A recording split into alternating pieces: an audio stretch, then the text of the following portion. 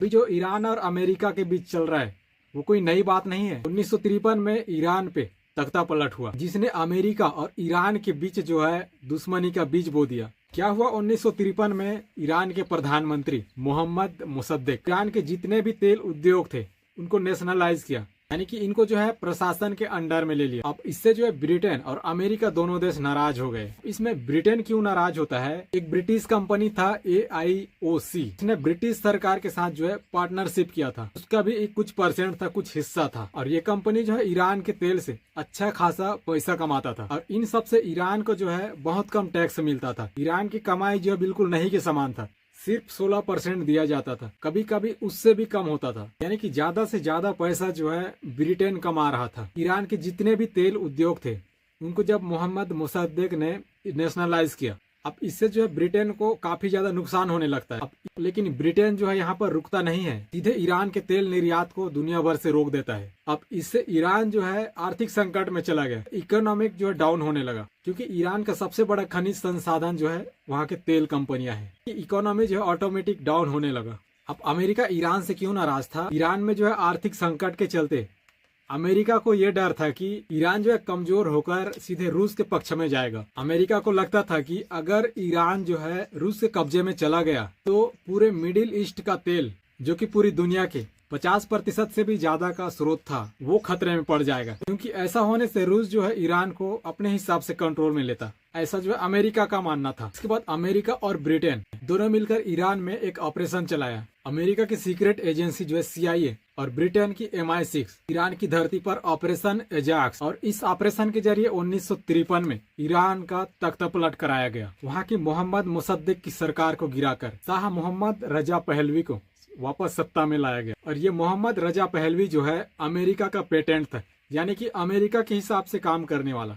Iran पर शाह मोहम्मद के तानाशाही शासन में हजारों लाखों बेगुनाह लोग मारे जा रहे थे। वहाँ पर चुनाव भी होता था ईरान पर, लेकिन नाम मात्र का, और विरोध करने वालों के ऊपर जो है कड़ी कार्रवाई होता था। और यहाँ तक शाह मोहम्मद के पास एक सीक्रेट पुलिस भी था जिसका नाम था सावक, और ये एक सीक्रेट एजेंसी के जैसा अभी के टाइम पे काम करता था। यहाँ के जो लोग थे उनका फोन टैप करता था, जासूसी करवाते थे, बिना मुकदमा चलाए ही लोगों को जेल में रखा जाता था और लोगों को इतना भयानक तरीके से टॉर्चर किया जाता था, और यहाँ तक कि लोगों को ही गायब कर देते थे। और शाह मोहम्मद के तानाशाही शासन से ईरान की जनता जो है बहुत ज्यादा गुस्सा में था और परेशान होकर ईरान के लोग जो है क्रांति का रास्ता पकड़ने लगे। और फिर हुआ 1979 में ईरान में इस्लामिक क्रांति। आयतुल्लाह खामनेई की लीडरशिप क्रांति ने शाह मोहम्मद का शासन को जो है ईरान से सीधे उखाड़ फेंका। मोहम्मद को ईरान छोड़कर भागना पड़ा। इस क्रांति ने 2500 साल पुराना राजशाही सिस्टम को खत्म करके ईरान को एक नया इस्लामिक रिपब्लिकन बना दिया, और ईरान छोड़कर भागने वाले शाह मोहम्मद को अमेरिका ने शरण दिया था। अब इससे ईरान के स्टूडेंट लोगों को लगा कि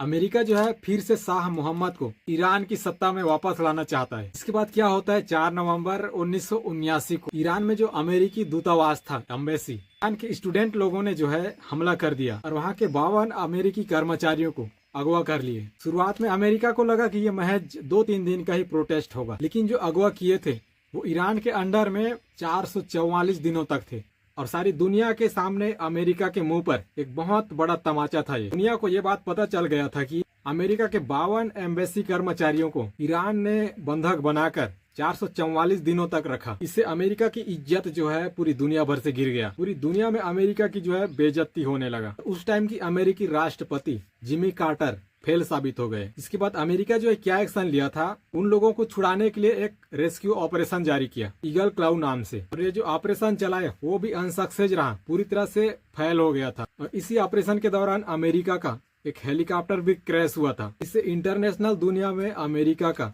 और भी बेइज्जती होने लगा, और यहीं से शुरू हुआ अमेरिका और ईरान की असली दुश्मनी हमेशा के लिए। आज के जो है न्यूक्लियर विवाद, कई सारे सैंक्शन, ईरान के ऊपर कई सारे प्रतिबंध और पूरे मिडिल ईस्ट की टेंशन, इन सब की जड़ जो है 1979 का अमेरिकी दूतावास कांड है। और फिर 20 जनवरी 1981 को अगवा किए गए लोगों को ईरान जो है छोड़ देता है। साथ साथ ईरान अमेरिका को ये मैसेज दिया कि अब ईरान जो है तुम्हारे कंट्रोल से नहीं चलेगा। इसके बाद अमेरिका ने भी ईरान पर कई सारे आर्थिक प्रतिबंध लगा दिए, क्योंकि आज तक चल रहा है। इसके बाद क्या हुआ, 1980 के दशक में ईरान और इराक के बीच जो है युद्ध होता है। तब अमेरिका ने जो है इराक का साथ दिया था, जो कि ईरान के खिलाफ था। लेकिन असली टर्निंग पॉइंट आता है 2002 में। अमेरिका ने ईरान पर जो है न्यूक्लियर प्रोग्राम और आतंकवाद को सपोर्ट करने के आरोप लगाए। ईरान कहता है कि उनका न्यूक्लियर प्रोग्राम पीसफुल है, यानी कि शांतिपूर्ण है। अमेरिका को शक है कि ईरान का न्यूक्लियर प्रोग्राम न्यूक्लियर वेपन्स बनाने के लिए है। अब इसके बाद क्या होता है, 2015 में बराक ओबामा के एडमिनिस्ट्रेशन ने, यानी कि joint comprehensive plan of action, यानी कि ईरान के लिए एक न्यूक्लियर डील था ये। इसके बाद ईरान ने भी अपना न्यूक्लियर प्रोग्राम जो है सीमित रखा था। लेकिन 2018 में ट्रंप ने जो है इस प्रतिबंध को हटा दिया, ये बोलकर कि ये कमजोर प्रतिबंध है। इसके बाद ईरान ने जो है फिर से यूरेनियम एनरिचमेंट को जो है बढ़ा देता है, फिर से यूरेनियम एकत्रित करना चालू करता है। ईरान और अमेरिका की ये दुश्मनी जो है oil, nuclear ambition, regional power के ट्रिगल पर टिका है। ईरान जो है एक शिया मुस्लिम की मेजॉरिटी वाला देश है, जो हिजबुल्लाह, हमास, हुती रिबेल्स जैसे आतंकी ग्रुप को सपोर्ट करता है। इन सारे ग्रुप को अमेरिका जो है टेररिस्ट ग्रुप मानता है। और इसके बाद 2023-24 में बाइडेन एडमिन ने JCPOA इसको जो है रिवाइव करने की कोशिश की, लेकिन ईरान ने जो है 60% से ज्यादा यूरेनियम एनरिचमेंट को क्रॉस कर लिया था, जिसको परमाणु हथियार बनाने की बेहद करीब माना जाता है। और इंटरनेशनल एटॉमिक एनर्जी एजेंसी की एक रिपोर्ट कहता है उनके पास अब जो है 5000 से भी ज्यादा सेंट्रीफ्यूज है। और इसके बाद अमेरिका ने 2025 में नए प्रतिबंध लगाए, खासकर ईरान के ऑयल एक्सपोर्ट के ऊपर। अभी वर्तमान में ये टास्क चल रहा है कि ईरान कहता है प्रतिबंध हटाओ तो हम आगे कुछ बात करेंगे, और अमेरिका कहता है कि पहले परमाणु प्रोग्राम को रोक दो। आखिर अमेरिका और ईरान के बीच ये स्ट्रेस इतना खतरनाक क्यों है? क्योंकि ये जो है सिर्फ 2 देशों तक सीमित नहीं है, इसमें शामिल है सऊदी अरब, इजराइल, रूस, चीन। अगर ये स्ट्रेट समुद्री मार्ग होर्मुज, अगर ये जो स्ट्रेट समुद्री मार्ग होर्मुज है, अगर ये ब्लॉक होता है, अगर ये इसका इम्पैक्ट जो है इंडिया के ऑयल एक्सपोर्ट पर भी पड़ेगा। वंदे मातरम, जय हिंद।